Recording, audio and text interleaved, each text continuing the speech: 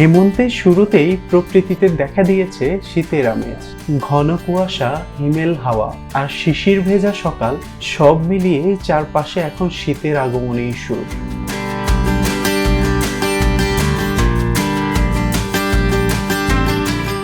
প্রতিদিন ভোরেই মাঠ, ঘাট, নদীর পাড়, গাছের ডাল আর ধানের শীষে জমে থাকা টলমলে শিশির বিন্দু। সূর্যের প্রথম আলো পড়তেই সেই শিশির বিন্দুগুলো যেন মুক্তোর মতো ঝলমল করে ওঠে। সকালবেলা বের হলেই মুখে লাগে হালকা ঠান্ডা হাওয়া, মনে করিয়ে দেয় শীত এসে দরজায় কড়া নাড়ছে।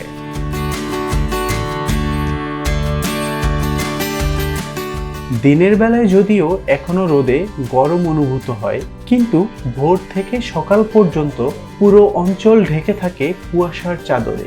শহর থেকে গ্রামে সবখানেই ঘন কুয়াশার পর্দা দৃষ্টিসীমা কমিয়ে দিচ্ছে। ভোরবেলায় রাস্তাঘাটে যান চলাচল ধীর গতিতে চলছে। বিশেষ করে মোটরসাইকেল ও রিক্সা চালকদের ভোগান্তি পোহাতে হচ্ছে বেশি। সকাল ও সন্ধ্যায় বইছে মৃদু হিমেল বাতাস, যা দিনের শেষে ক্লান্ত মানুষকে দিচ্ছে এক প্রশান্তির ছোঁয়া। শিশুরা স্কুলে যেতে গা মোড়াচ্ছে চাদরে, আর কৃষকেরা মাঠে যাচ্ছেন গরম চা হাতে নিয়ে।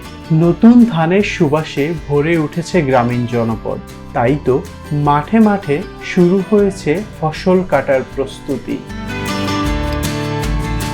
প্রকৃতি প্রেমীরা বলছেন এই সময়টাকেই প্রকৃতির সবচেয়ে রঙিন আর সব থেকে কোমল হয়, যেখানে শীতের আগমন আর হেমন্তের বিদায় মিলেমিশে যায় এক সুরে। অগ্রহায়ণের মাঝামাঝি থেকেই দেশের উত্তর ও মধ্যাঞ্চলে হালকা শীত অনুভব হয়। নভেম্বরের শেষ দিক থেকেই শীতের প্রভাব বাড়তে শুরু করে।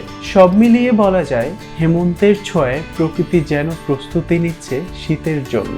তাই তো আমাদেরকে জানান দিচ্ছে দোরগোড়ায় এসে দাঁড়িয়েছে শীতকাল।